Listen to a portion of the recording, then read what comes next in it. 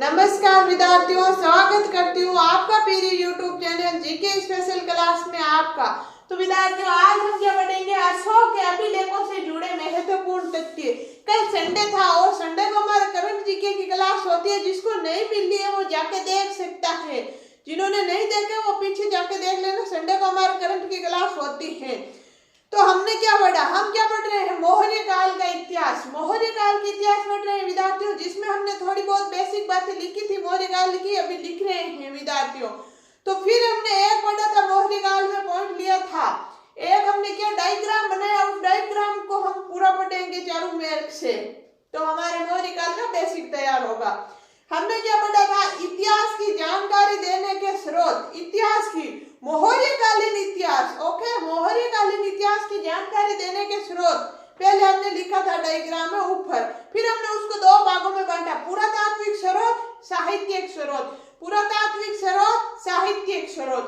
फिर इधर देखा, पुरातात्विक स्रोत में पहला था अभिलेख, फिर सिक्के, फिर मृतबान, फिर महल। अभिलेख, सिक्के, मृतबान, महल। अभिलेख, सिक्के, मृतबान, महल। फिर हमने अभिलेख को बांटा था चार भागों में, शिलालेख, स्तंभलेख, शिलालेख, स्तंभलेख, गुहेलेख, ताम्रलेख। शिलालेख, स्तंभलेख, गुहेलेख, ताम्रलेख। एक बार इसको साइड में कर दो। फिर इधर आ जाओ साहित्यिक स्रोत में। साहित्यिक स्रोत में देशी साहित्यिक स्रोत, विदेशी साहित्यिक स्रोत। तो देशी साहित्यिक स्रोत में हमने चार पढ़ा, ब्राह्मण ग्रंथ, बौद्ध ग्रंथ, जैन ग्रंथ, तमिल ग्रंथ। ब्राह्मण, बौद्ध, जैन, तमिल। तो तमिल की तो कोई मिलता नहीं है डिटेल्स, ब्राह्मण, जैन, बौद्ध। तो साहित्यिक स्रोत हमने कंप्लीट कर लिया। फिर कल हमने उठाया था पुरातात्विक स्रोत। पुरातात्विक स्रोत में हमने क्या पढ़ा? अभिलेख। अभी सिक्के, मृतबान, महल को एक तरफ कर दो। अभिलेख, अभिलेख में नीचे आ जाओ शिलालेख। शिलालेख हमने पढ़ लिया, स्तंभलेख पढ़ लिया। गुहेलेख, ताम्रलेख अभी हमने पढ़ा नहीं। शिलालेख, स्तंभलेख। तो शिलालेख की जानकारी और अभिलेख, यानी अभिलेख, अशोक के अभिलेख से जुड़े महत्वपूर्ण तथ्य बीच में पढ़ेंगे। फिर हम गुहेलेख पढ़ेंगे, फिर हम ताम्रलेख पढ़ेंगे, फिर हम आगे चलेंगे। अशोक के अभिलेखों से जुड़े महत्वपूर्ण तथ्य देखो, पहला क्या है? एक नंबर, अशोक को अभिलेख उत्कीर्ण करवाने की प्रेरणा ईरानी शासक दाराफाइस्ट व डेरियस से मिलती थी। दाराफाइस्ट का नाम क्या है? डेरियस फाइस्ट। तो इससे मिली थी। क्या है? अशोक को अभिलेख से उत्कीर्ण करवाने की प्रेरणा कहाँ से मिली? ईरानी शासक दाराफाइस्ट से मिली है। इसमें विद्यार्थियों मैं क्या समझूं आपको? मैं जो बोल रही हूँ आपको बीच बीच में बता रही हूँ, मेन जो पॉइंट है वो बता रही हूँ और आप लिख लेना। हाँ, प्रश्न यहाँ से आ सकता है। समझना क्या है? सीधा सीधा आपको याद रखना, प्रश्न आएगा। देखो, 2 नंबर, अशोक ने अभिलेख उत्कीर्ण करवाने के लिए चुनार बिहार के बलुआ पत्थर को काम में लिया। तो प्रश्न ऐसे आएगा, निम्नलिखित में से अशोक ने कौन सा पत्थर काम में लिया? तो बलुआ पत्थर। अभिलेख उत्कीर्ण कराने के लिए कौन सा पत्थर? बलुआ पत्थर।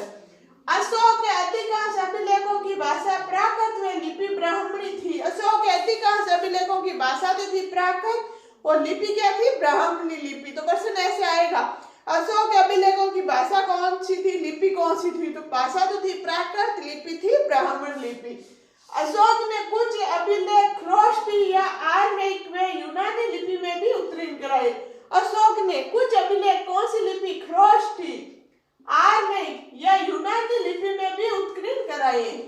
अशोक के तक्षशिला पाकिस्तान लगमा नामक शिलालेख आर्मेइक लिपि में लिखा गया है। विद्यार्थी प्रश्न ऐसे आएगा, अशोक के तक्षशिला पाक लगमा नामक शिलालेख कौन सी लिपि में लिखा गया है? तो आर्मेइक लिपि में। कौन सी लिपि? आर्मेइक लिपि में। अशोक का एकमात्र द्विभाषी लिपि ख्रोष्टी प्लस आर्मेइक का शिलालेख सोर-ए-कुना अफगानिस्तान है। तो प्रश्न ऐसे आएगा विद्यार्थियों, अशोक का एकमात्र द्विभाषी यानी दोनों भाषा में लिखा गया है ख्रोष्टी प्लस आर्मेइक। ख्रोष्टी प्लस आर्मेइक कौन सा अभिलेख है? तो कौन सा है? सोर-ए-कुना। फिर एक नोट्स लिखना विद्यार्थियों, ख्रोष्टी लिपि दाएं से बाएं लिखी जाती है। ख्रोष्टी लिपि विद्यार्थियों दाएं से बाएं लिखी जाती है, जबकि ब्राह्मणी लिपि बाएं से दाएं लिखी जाती है। इसको याद रखना। फिर अशोक के अभिलेखों को सर्वप्रथम टिप्पण थेलर ने खोजा। एक टिप्पण है, हम स्कूल जा रहे हैं, हम कोचिंग जा रहे हैं, हम कॉलेज जा रहे हैं, हमारे पास एक टिफिन है, हम खाना ले जा रहे हैं, हम लंच ले जा रहे हैं तो टिफिन को किस में रखेंगे? हाथ में तो ना लेके जाएंगे, थैला, थैला। तो विद्यार्थियों ये मैं ऐसे कोई बात नहीं, मैं ऐसे आपको याद रखने के लिए बता रही हूँ। टिफिन किसने डाला? थैला में, तो टिफिन, थैला। अशोक अभिलेखों को सर्वप्रथम किसने खोजा? अशोक अभिलेखों को किसने खोजा? टिफिन तो था ही, साथ में अभिलेख भी डाल लिया, साथ में अभिलेख भी उस थैले में डाल लिया टिफिन थैला ने। अशोक अभिलेखों को सर्वप्रथम जेम्स प्रिसेप ने पढ़ा। पढ़ा किसने था? जेम्स प्रिसेप, जेम्स प्रिसेप, जेम्स प्रिसेप सर्वप्रथम पढ़ा। मौर्यकालीन ग्राम प्रशासन की जानकारी शोकार में माइस्ता नामक अभिलेखों से मिलती है। मौर्यकालीन ग्राम प्रशासन की जानकारी कहां से मिलती है? शोकार में माइस्ता नामक अभिलेखों से मिलती है।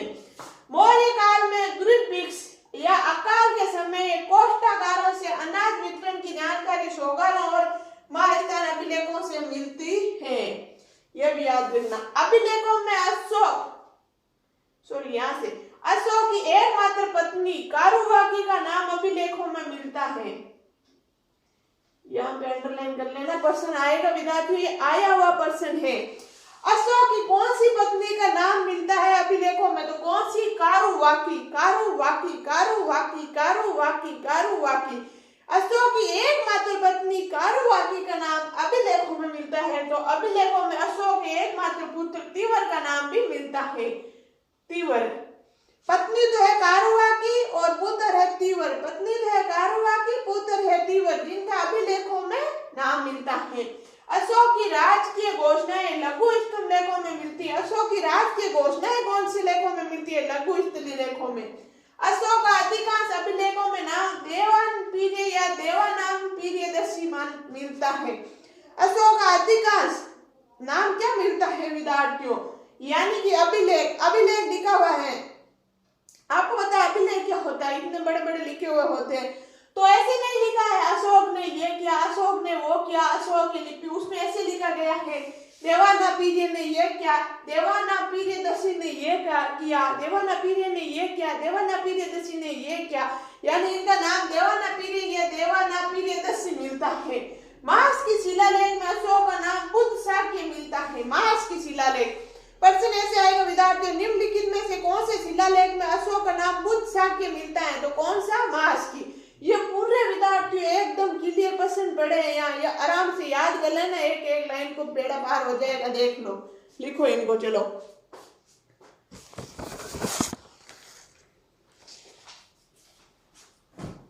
लिखो विद्यार्थियों, ऊपर हेडिंग लगाना अशोक के अभिलेखों से जुड़े महत्वपूर्ण तथ्य। अशोक के अभिलेखों से जुड़े महत्वपूर्ण तथ्य।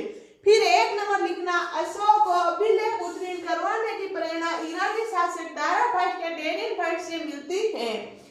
2 नंबर लिखना, अशोक ने अभिलेख उत्तीर्ण करवाने के लिए चुनार बिहार के बलुआ पत्थर को काम में लिया। 3 नंबर लिखना, अशोक के अधिकांश अभिलेखों की भाषा प्राकृत व लिपि ब्राह्मी थी। 4 नंबर लिखना, अशोक ने कुछ अभिलेख ख्रोष्टी, आरमेक व यूनानी लिपि में उत्कीर्ण करवाया। 5 नंबर लिखना, अशोक के तक्षशिला पाकिस्तान, PAK यानी पाकिस्तान, लकमान नामक शिलालेख आयरलैंड लिपि में लिखा गया। 6 नंबर यहाँ से लिखना अगले लाइन में, अशोक का एकमात्र द्विभाषी लिपि ख्रोष्टी प्लस आरमेक का शिलालेख सोर-ए-कुना अफगानिस्तान है। फिर विद्यार्थियों नोट लगा के लिखना, ख्रोष्टी लिपि दाएं से बाएं लिखी जाती थी, जबकि ब्राह्मी लिपि बाएं से दाएं ओर लिखी जाती थी। अगली लाइन में लिखना, अशोक के अभिलेखों को सर्वप्रथम टिफिन थैलर ने खोजा। अगली लाइन में लिखना, अशोक के अभिलेखों को सर्वप्रथम जेम्स प्रिसेप ने पढ़ा। अगली लाइन में लिखना, मौर्यकालीन ग्राम प्रशासन की जानकारी शोगार व माइस्ता नामक अभिलेखों से मिलती है। अगली लाइन में लिखना, मौर्य काल में दुर्भिक्ष, अकाल के समय कोष्ठागारों से अनाज वितरण की जानकारी शोगारों और माइस्तान अभिलेखों से मिलती है। अगली लाइन में लिखना, अशोक की एकमात्र पत्नी कारुवाकी का नाम अभिलेखों में मिलता है। अगली लिखना, अभिलेखों में अशोक के एकमात्र पुत्र तीवर का उल्लेख मिलता है। अगली लिखना, अशोक की राजकीय घोषणाएं लघु स्तंभ लेखों में मिलती हैं। अगले लिखना अशोक का अधिकांश अभिलेखों में नाम देवानापीरे या देवानापीरेदसी मिलता है। अगले लिखना मास की शिलालेख में अशोक का नाम बुद्ध सांख्य मिलता है। तो विद्यार्थियों ये तो मैंने बोल दिया, मैं साइड हो जाती हूँ, एक बार आप लिख लो।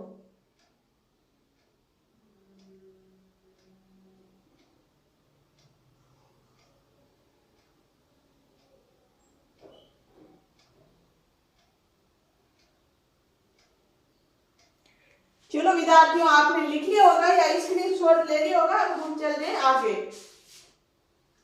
सारे के सारे प्रश्न है विद्यार्थियों, अच्छे से याद करना यहाँ से।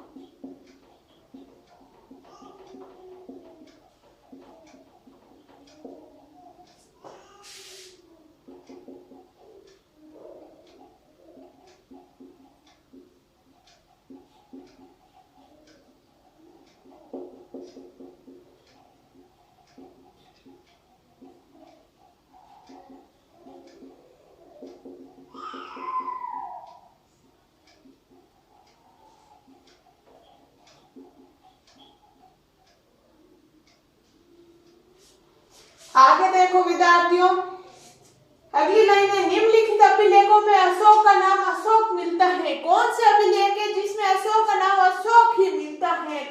उदयगोलम, नेतुर, गुर्जरा, मास्की। उदयगोलम, नेतुर, गुर्जरा, मास्की। उन्हें घुमा ये मार्कर है। हम इसको बोलते हैं उधर घुमाओ, ऐसे मतलब इधर करो उधर करो। ये तो हमारी हिंदी भाषा, जो भी मानो आप, लेकिन हमारी मारवाड़ी भाषा में हम क्या कहते हैं? उन्हें घुमा। इसको उनने घूमा, ये मारवाड़ी शब्द है उनने घूमा। कोई चीज को उनने घूमा, उन्हें मतलब इधर नहीं उधर घूमा, तो वो ही है विद्यार्थियों, ये है शॉर्ट ट्रिक। ये नाम शॉर्ट ट्रिक है, उन्हें घुमा। उ यानी उदय गोलम, ने यानी नेतुर, गु यानी गुर्जरा, मा यानी मास्की, उन्हें घुमा। उदय गोलम, नेतुर, गुर्जरा, मास्की। निम्नलिखित अभिलेखों में अशोक का नाम अशोक मिलता है इन 4 अभिलेखों। फिर देखना पुण्य गुडरिया गुहालेख में अशोक का नाम महाराजकुमार मिलता है। पुण्य गुडरिया अभिलेख है जिसमें अभिलेख में नाम क्या मिलता है, महाराजकुमार मिलता है। नोट, तीनों मौर्य शासकों की जानकारी अभिलेखों से मिलती है जो कि निम्नलिखित है। कौन से मौर्य शासक है जिनकी जानकारी अभिलेख में मिलती है? चंद्रगुप्त मौर्य, अशोक मौर्य, दशरथ मौर्य। चंद्रगुप्त मौर्य, अशोक मौर्य, दशरथ मौर्य, इन तीनों की जानकारी अभिलेख से मिलती है।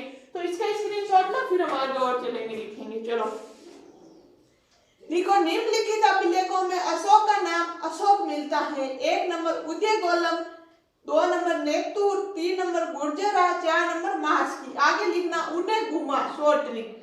फिर अगली लाइन में लिखना पुण्य गुडरिया गुहालेख में अशोक का नाम महाराजकुमार मिलता है।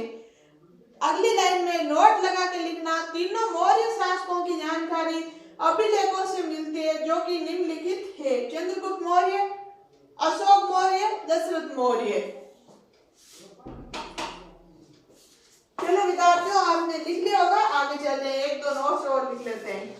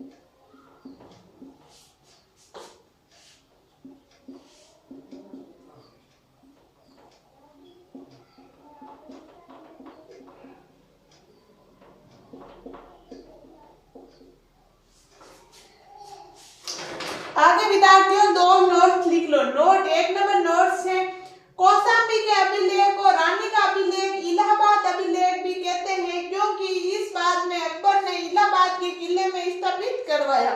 यानी कौशाम्बी के अभिलेख और रानी का अभिलेख इलाहाबाद अभिलेख कहते हैं, या तो रानी का अभिलेख या इलाहाबाद अभिलेख। क्यों कहते हैं? क्योंकि इसे बाद में इसको अकबर ने कहाँ रखा दिया? इलाहाबाद के किले में रखवा दिया। फिर अगला नोट से डी.आर. भंडारकर ने अभिलेखों के आधार पर अशोक का इतिहास लिखा। डी.आर. भंडारकर ने विद्यार्थियों अभिलेख, बहुत सारे अभिलेख है अशोक के, तो अभिलेख को देख के अशोक का इतिहास लिखा। तो विद्यार्थियों ये 2 नोट लिखो, फिर हम आगे चलेंगे। जल्दी लिखो।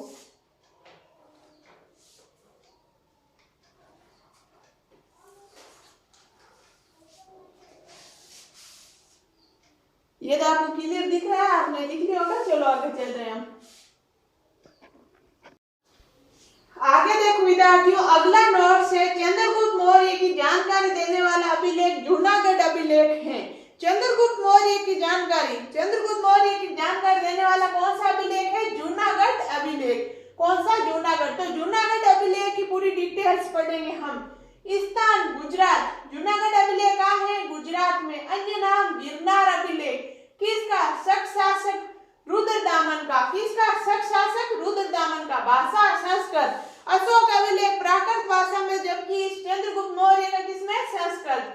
सारे नहीं है, ये जूनागढ़ अभिलेख। विशेषता, भारत में संस्कृत भाषा में लिखित प्रथम अभिलेख है।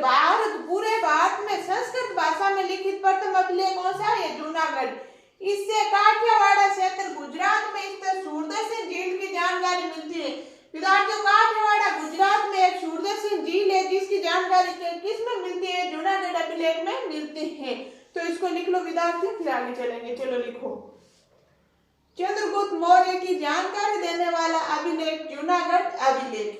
लिखना जूनागढ़ अभिलेख। और इसके बारे में लिखना स्थान गुजरात, अन्य नाम गिरनार अभिलेख। किसका? शक शासक रुद्रदामन का। भाषा संस्कृत। फिर विशेषता लिखना 1 नंबर, भारत में संस्कृत भाषा में लिखित प्रथम अभिलेख। 2 नंबर लिखना, इससे काठियावाड़ क्षेत्र गुजरात में स्थित सूरदर्शन झील की जानकारी मिलती है। तो विद्यार्थियों, आज के लिए इतना ही, बाकी पढ़ेंगे हम नेक्स्ट क्लास में। जब तक के लिए आप स्वस्थ रहो, मस्त रहो, पढ़ते रहो। आपको मेरी क्लास अच्छी लगती है तो लाइक करना, शेयर करना और सब्सक्राइब करना बिल्कुल नहीं भूलना। धन्यवाद।